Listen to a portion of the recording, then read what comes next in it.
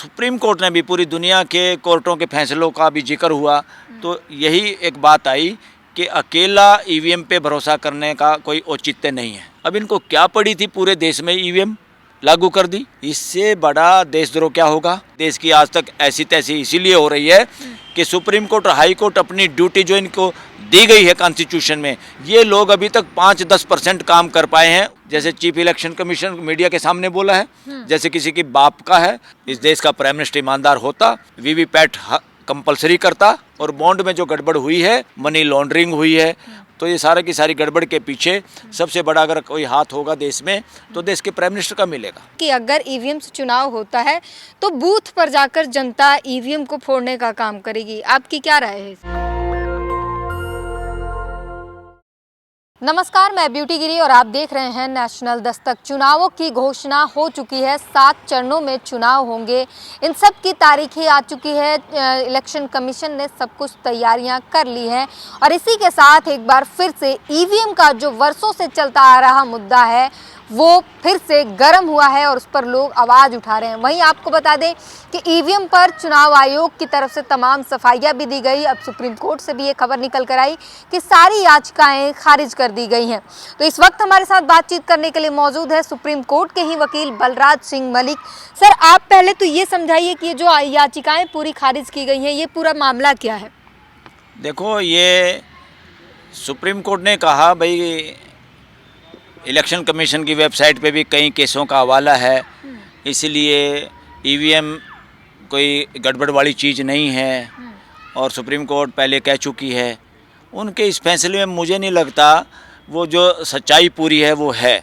सच्चाई क्या, सबसे पहले सुब्रमण्यम स्वामी जी ने ये मुद्दा उठाया था कि ईवीएम में धांधली हो सकती है और लोगों को जानने का अधिकार है, मैंने जो वोट दी है वो वोट गई है या नहीं गई है, जिसको मैं देना चाह रहा था, इसलिए कोई सबूत होना चाहिए उसका, वो वाजिब बात थी।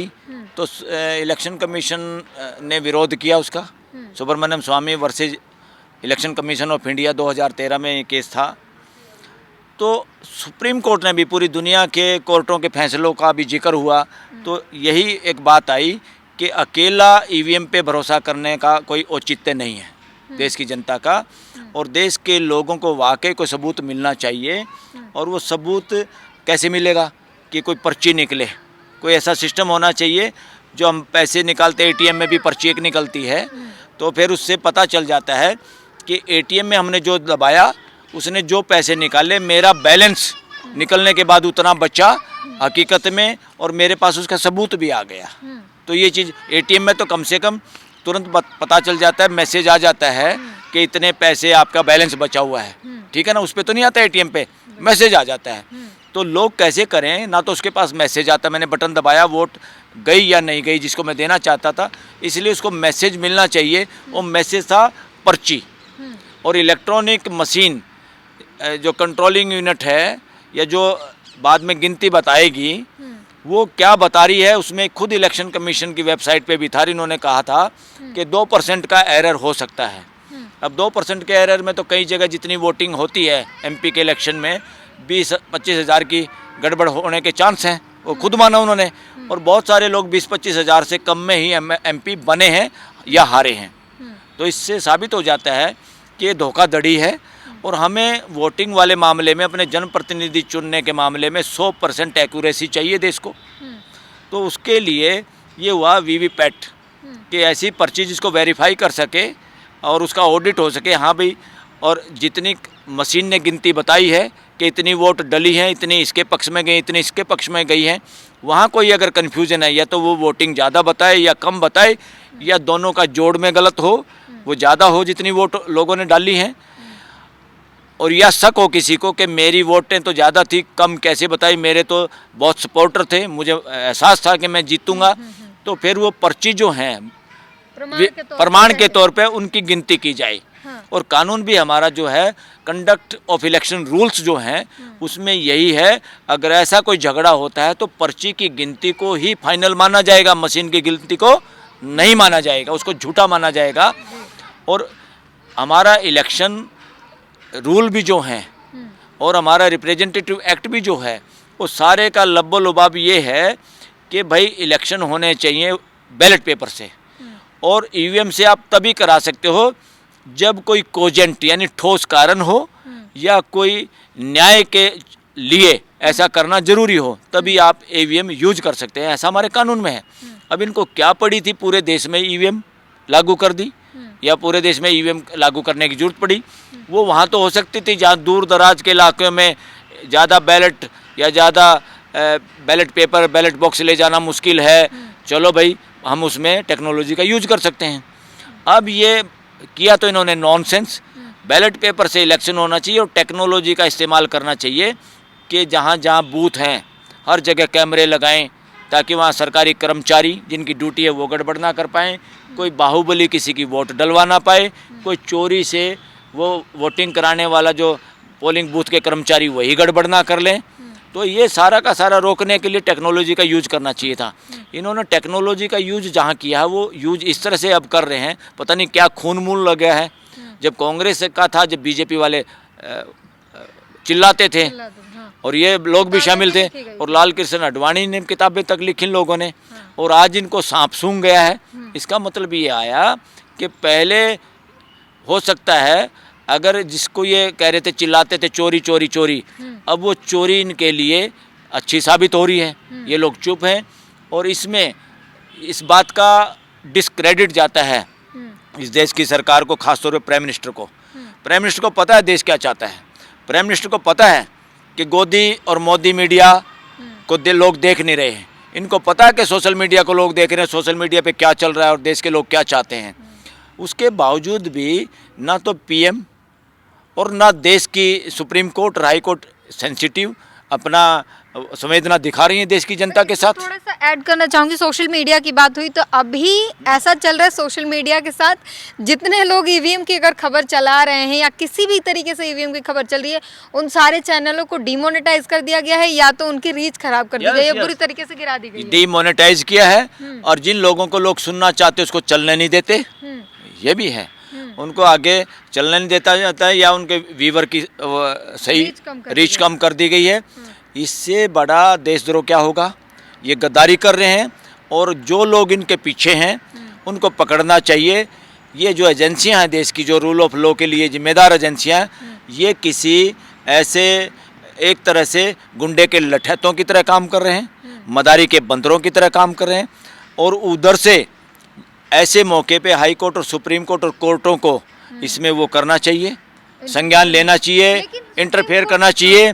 उनकी चाल जो होनी चाहिए वो चाल नहीं है। इस देश में जब जब इस तरह की तानाशाही होती है, गड़बड़ होती है, देश की आज तक ऐसी तैसी इसीलिए हो रही है कि सुप्रीम कोर्ट और हाई कोर्ट अपनी ड्यूटी जो इनको दी गई है कॉन्स्टिट्यूशन में, या जिसकी ये शपथ लेते हैं, ये लोग अभी तक 5-10% काम कर पाए हैं उसके हिसाब से जो देश को रिक्वायर्ड था, देश को चाहिए था, जो काम हो जाना चाहिए था, या जो जूरिस्प्रूडेंस देश के संविधान और देश के प्रियम्बल को ध्यान में रख के बनना चाहिए था इस देश में, वो अभी नहीं बना है।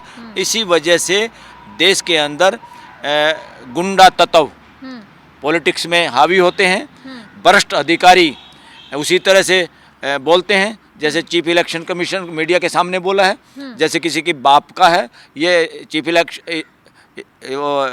इलेक्शन कमीशन ऑफ इंडिया, उसको अपनी औकात में रहना चाहिए। या कोई मंत्री उसको धमकाता है पत्रकार को, इनको अपनी औकात नहीं पता, ये कैसे धमका सकते हैं? ये इस तरह व्यवहार कर रहे हैं जैसे बेवकूफ़ों के हाथ में, बंदरों के हाथ में उस तरह आ गया हो, बंदरों के हाथ में तलवार आ गई हो, और देश अपनी गलती पे पछता रहा है। बड़ी शायराना अंदाज में चीफ इलेक्शन कमिश्नर ने सारे आरोपों को खारिज कर दिया ईवीएम के। कह रहे हैं कि आपसे वफा नहीं होती, ईवीएम पर आप दोष मढ़ देते हैं। इस देश की सरकार ईमानदार होती, इस देश का प्राइम मिनिस्टर ईमानदार होता, सबसे पहले तो तुरंत या तो बैलेट पेपर से इलेक्शन के लिए पैरवी करता, या वीवीपैट कंपलसरी करता, और या उसके मंत्रिमंडल के लोग ऐसा करते। सारे लोगों को सांप सूंघा हुआ है, और जिस तरह से इलेक्शन की डेट इतनी लंबी करी है, और ये लोग ठेकेदार बन रहे हैं कि 1 नेशन 1 इलेक्शन। जब 1 नेशन 1 इलेक्शन होगा तो ये तो 6 महीने इलेक्शन चलाएंगे इस देश में। और एक और मैं आपके माध्यम से कह रहा हूँ, मैं भूल गया प्रेस कॉन्फ्रेंस में, देश के प्राइम मिनिस्टर का इलेक्शन कमीशन को मैं ये कह रहा हूँ कि देश का प्राइम मिनिस्टर देश के उस जहाज में ना जाए जो देश के प्राइम मिनिस्टर के लिए है, इलेक्शन में प्रचार प्रसार के लिए उस जहाज़ से उसको अलाउड नहीं करना चाहिए, उसको बंद करना चाहिए, उसको लॉक करके वहाँ हैंगर में रख देना चाहिए उस जहाज़ को। He is not allowed. वो इलेक्शन अगर पार्टी का प्रचार कर रहा है या पार्टी का प्रचार जो लोग करते हैं, मंत्री संतरी जितने भी हैं, इनको किसी को भी सरकारी जहाज़ की अनुमति ना दी जाए। अगर दी जाए तो उसका जो किराया एक व्यापारिक दृष्टि से हो सकता है वो किराया वसूल किया जाए, अदरवाइज तो दिया नहीं जाए। अगर वो जहाज़ दिया तो एडवांटेज मिलेगा उसको फालतू, तो उसको वो जहाज़ ही नहीं देना चाहिए।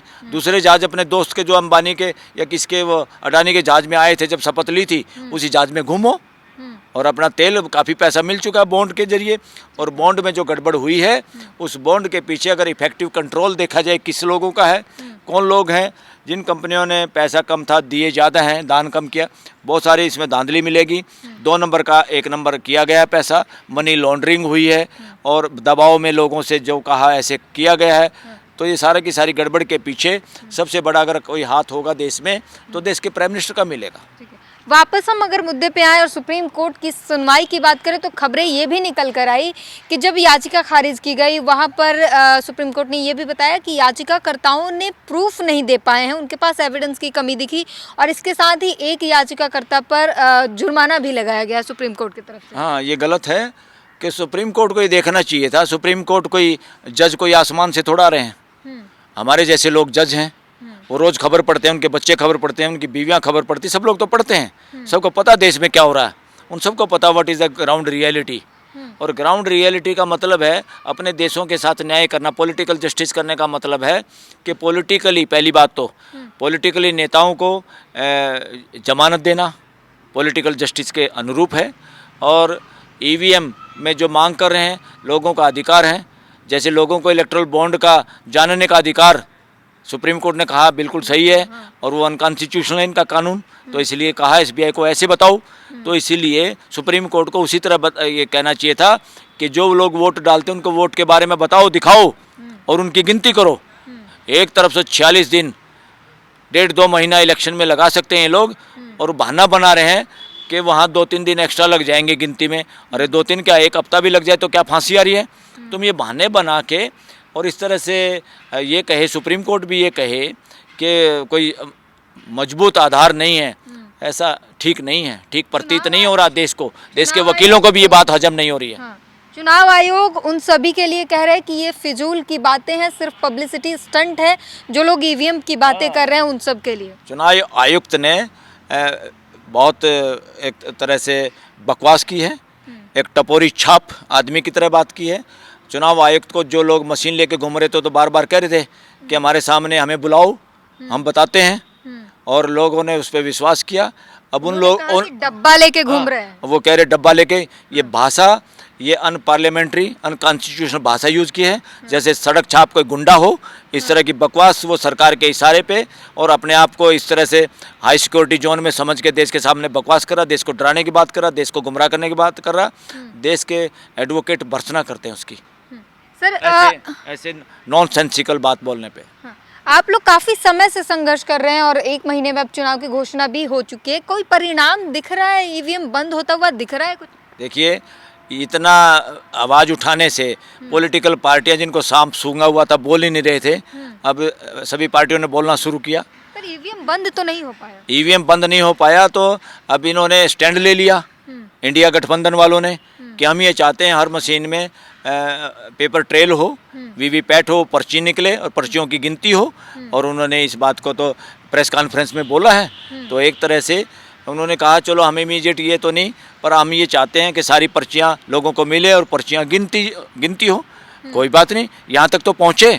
अगर कोई बोलता नहीं, आवाज़ नहीं उठाता, तो ये पॉलिटिकल पार्टियाँ इस लेवल पे भी शायद नहीं पहुँचती। एनजीओ के लोग और समाज के लोग जब बोलते हैं तो इन मरी हुई पॉलिटिकल पार्टी और मरे हुए पॉलिटिकल नेताओं में भी जान आती है। और जनता ने और हमारे जैसे लोगों ने ऐसे ही सूखे हुए पेड़ों में पानी देने का काम किया है, अब इन पे फूल आ रहे हैं। मतलब आप कह रहे हैं कि विपक्ष मर चुकी है? मर चुका था इनमें तो। हम समाज के लोग जब बोले, समाज जब उठ खड़ा हुआ और तब जाके इनकी जड़ों में पानी डाला कि उठ खड़े हो, तब ये लोग खड़े हुए। अब काफ़ी मजबूती से सामने आ रहे हैं क्योंकि देश, ये इलेक्शन देश कंटेस्ट कर रहा है। ये तो अपोजिशन वाले तो एक तरह से नाम मात्र के दूल्हे हैं, असली इलेक्शन देश कंटेस्ट कर रहा है और देश ही कंटेस्ट करेगा। इनके भरोसे ईवीएम की गड़बड़ नहीं रुकने वाली, देश के भरोसे देश खुद ईवीएम की गड़बड़ भी रोकेगा। और जहाँ पे ये ईवीएम रखी भी जाएंगी आने वाले समय में, चाहे लाल बत्ती की कार हो, चाहे पैरामिलिट्री की गाड़ी हो, सब की तलाशी वहाँ पे पहरा देने वाला समाज और देश के लोग करेंगे, ताकि इन्हीं की गाड़ियों का या इन्हीं कुछ करप्ट ऑफिसरों का मिसयूज सरकार करके जो गड़बड़ करती है वो गड़बड़ देश होने नहीं देगा।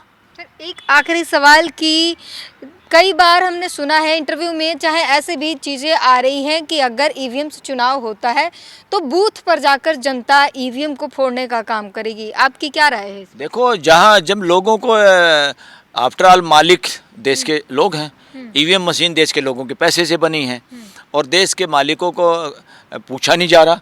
आप घर में कोई नौकर वो खाना थोड़ा बना देगा जो आप नहीं चाहते। घर का मालिक जो खाना बनवाना चाहता वही तो बनाओगे। आपका रसोइया अगर वो खाना नहीं बनाता तो वो थाली फेंक भी सकता है। क्या बनाया तुमने, उसकी नौकरी भी से भी हटा सकता है, वही काम होगा। ठीक है, तो इन्होंने भी उस पर मोहर लगा दी। मैं ऐड करना चाहता हूँ, लानत है ऐसे मंत्री संतरियों पे जो पत्रकारों से सही मुंह बात नहीं करते और जिस तरह की बकवास बेहुदी तरीके से पेश आए गृह मंत्री। हाँ, किसी पत्रकार के साथ हम उसकी भर्त्सना करते हैं और वो अपने आप को ये ना सोचे कि देश का राजा हूँ, देश उनकी बपोती है। वो चुपचाप अपना वो काम करे जो देश ने उनको सौंपा है, नियत से करें, साफ सुथरा काम करें, ताकि देश आपको याद रखे और आपको धन्यवाद कर पाए। और इसी तरह गडकरी, लोगों को लगता था कि गडकरी इनमें सही है, सही बात करता है, और गडकरी भी अपना वो कर रहे थे बयानबाजी। वो भी अब पूरी चमचागिरी और ढोल पिटने में लगे हुए हैं और उसको काले धन को और देश को बिना बताए वाले इलेक्ट्रोल बॉन्ड की पैरवी करते हुए दिखाई दिए। लानत है मिस्टर गडकरी पे, लानत है गडकरी जी आप पे। तो आपने सुना क्या कुछ उन्होंने कहा, तमाम सवालों के जवाब बखूबी दिए हैं। अब पूरी बातचीत पर अपनी प्रतिक्रिया ज़रूर दीजिए। कैमरामैन आशीष के साथ ब्यूटी गिरी, नेशनल दस्तक। नेशनल दस्तक की आपसे गुजारिश है कि अगर इसको बचाना चाहते हैं तो नेशनल दस्तक को सब्सक्राइब करने के लिए रेड कलर के सब्सक्राइब बटन को दबाएं, फिर बेल आइकन की घंटी दबाएं। नेशनल दस्तक को बचाने के लिए बहुत जरूरी है कि हर खबर को शेयर करें, लाइक करें, कमेंट जरूर करें।